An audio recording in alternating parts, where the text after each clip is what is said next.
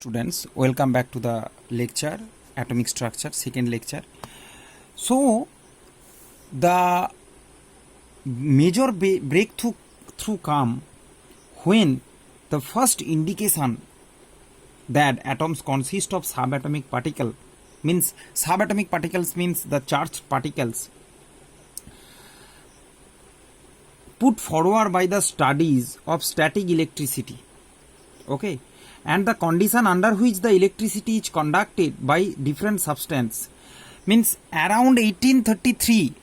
Here it has mentioned 1896 the electron has discovered, but the history I am saying history after the Dalton's theory, scientist Faraday has done the experiment. Faraday was a great scientist that time, so experiment discoveries was running together in the entire world.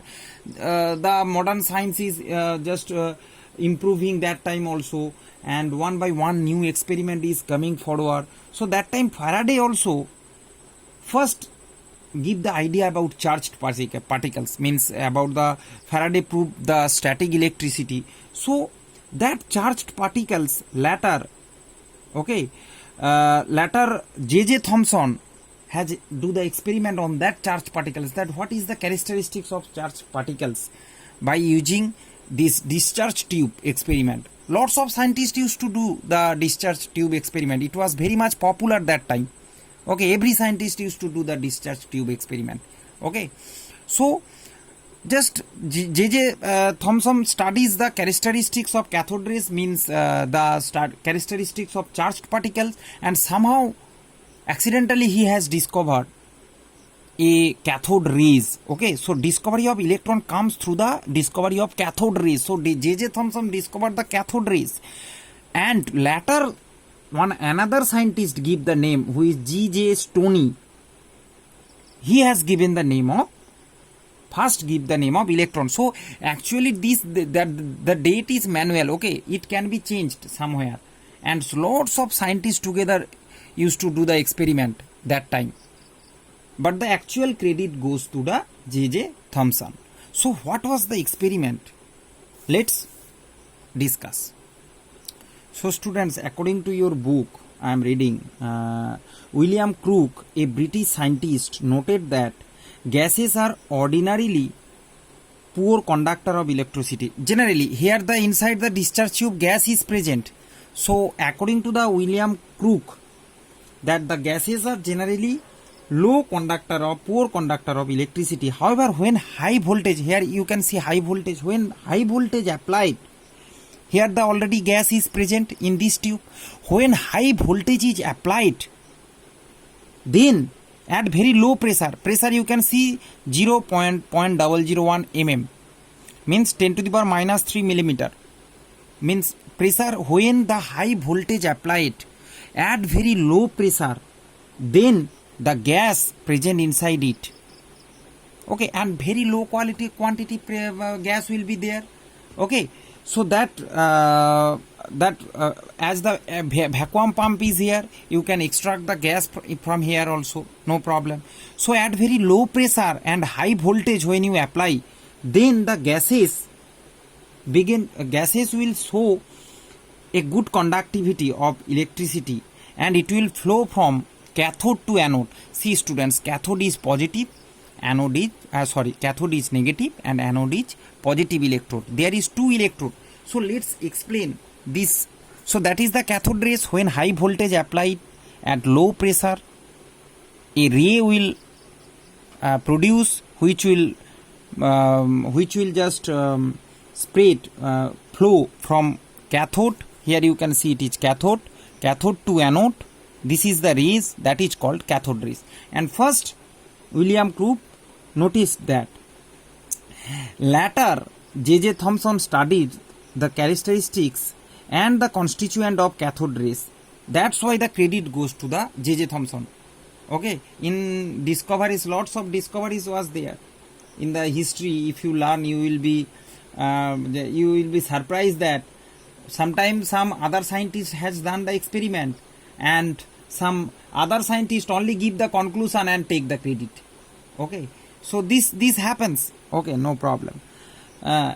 So later J.J. Thomson studies the characteristics of the constituent of cathode rays. The apparatus used is called discharge tube or a cathode ray tube. So this is a cathode ray tube. So what he has done, you can see a cathode ray tube which consisted a hard glass tube, just a hard glass tube, and fitted with two electrodes. Negative it is cathode and positive it is known as anode. Okay, and two electrode is attached with a high voltage connector. Okay, and there is a vacuum pump. So he just extracted all the gases from the tube by this vacuum pump.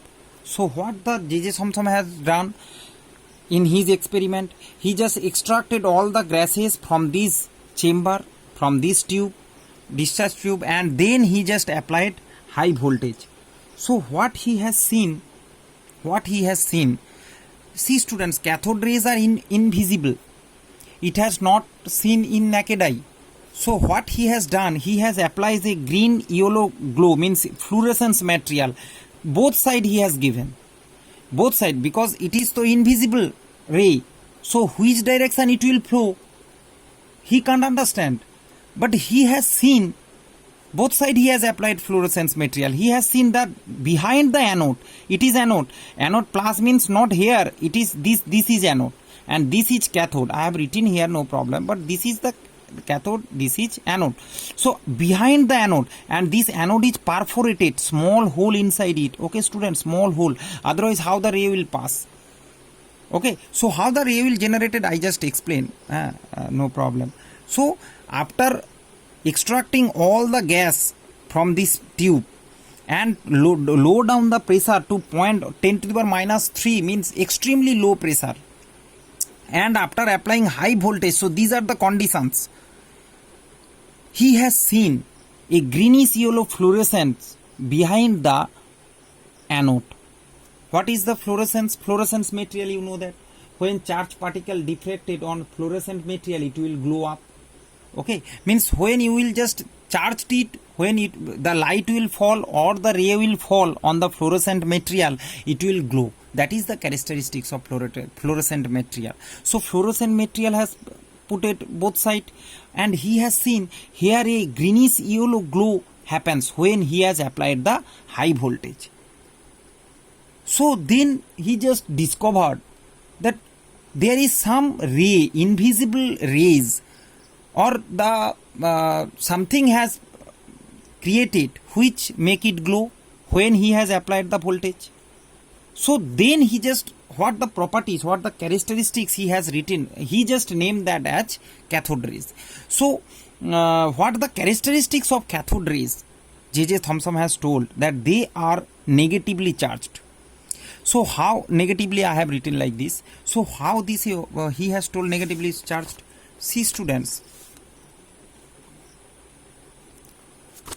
if this is the electrode, he just, here it is high voltage around 10,000 volt he has applied. So what happened, if this is negative to positive, so all rays moving towards negative to positive. So from negative to positive, as the means negative to positive means all the they are negatively charged. That's why as they are negatively charged, it will generated in negative and move towards positive, means positive is attracting the negative. Okay, and he just put second, they travel in a straight line. You can see the rays are traveling in a straight line. Third point, what the properties he has told. Third, they possess kinetic energy and made up small particle. See, as the how, maybe you can say that, sir, how he understood that they have kinetic energy. So a small wheel he just kept, it is not present in your book, but I am saying a small rotating wheel he has kept here, J.J. Thomson. So when the ray is passing, the wheel is moving. So as the wheel is moving, means the rays have some kinetic energy. That's why the wheel is moving. Okay, by this way, J.J. Thomson has give. So that's why the characteristics of cathode ray, J.J. Thomson studies the characteristics. William Crook give the idea, but J.J. Thomson studies the characteristic. That's why the credit goes to J.J. Thomson. Okay, so they possess kinetic energy. As they possess kinetic energy, they have some particle in nature. Means they are made of particle. That's why they have kinetic energy. Okay. Now the fourth point, they are deflected towards positive plate of electric field, and they deflected magnetic field. So this point, if explain that J.J. Thomson. So these types of this tube I have explained here outline.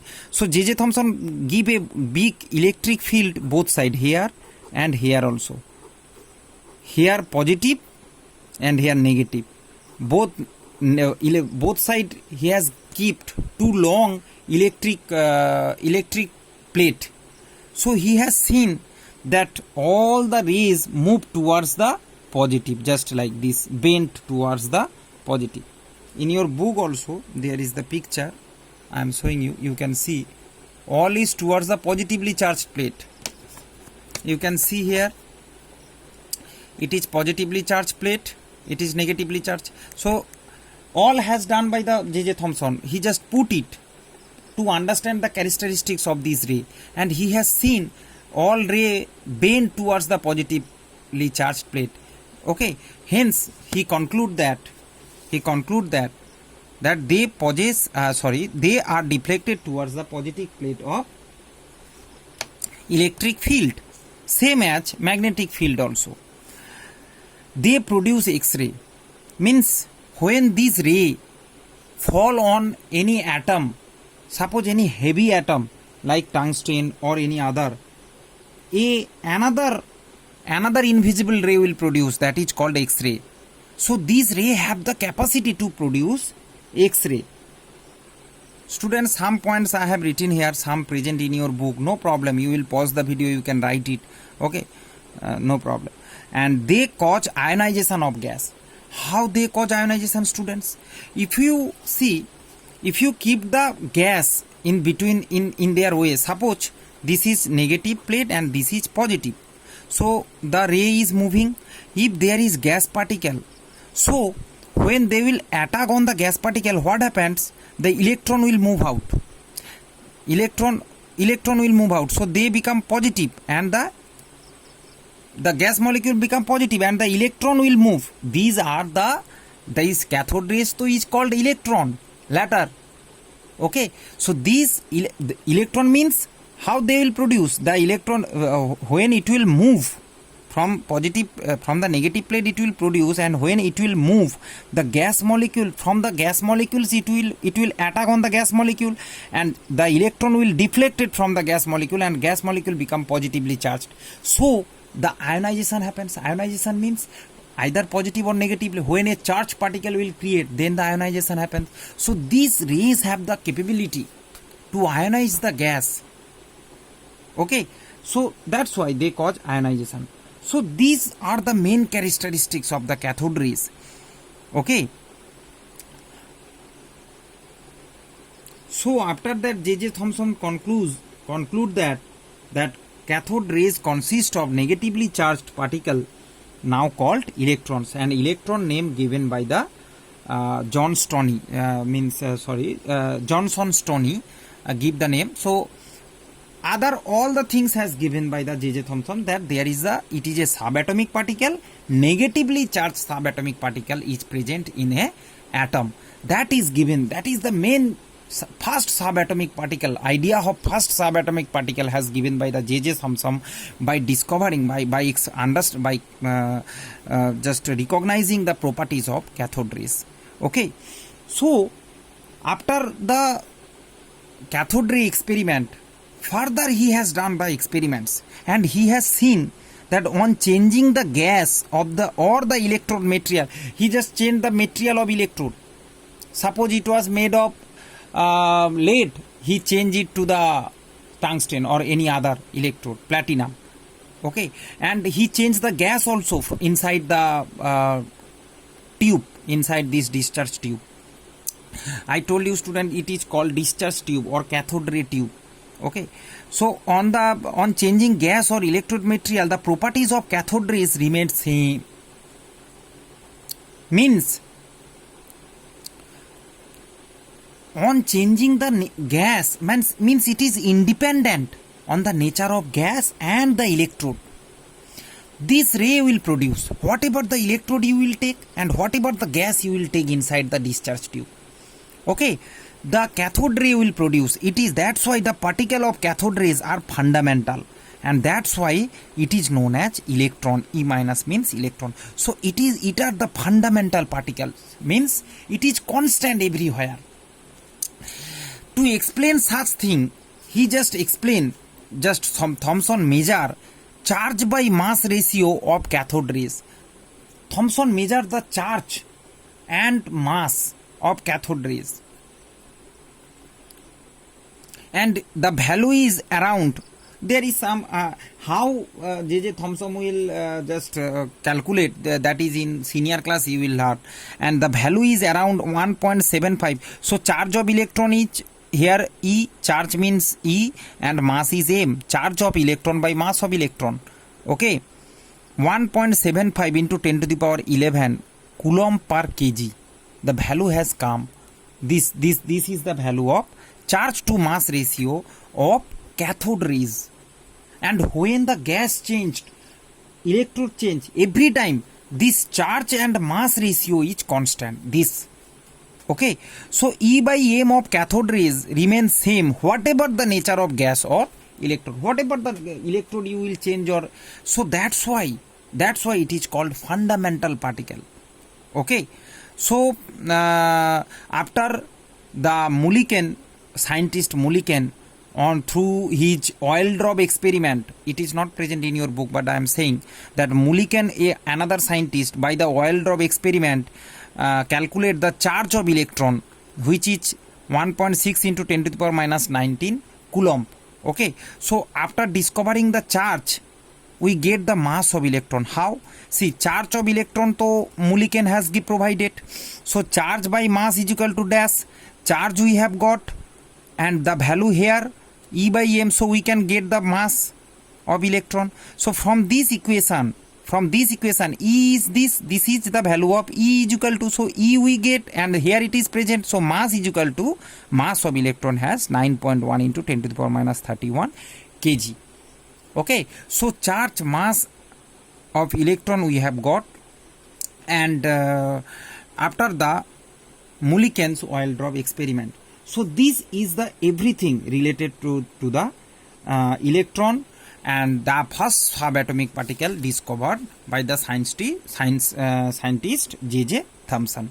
Okay, so students, next lecture will be based on the discovery of proton.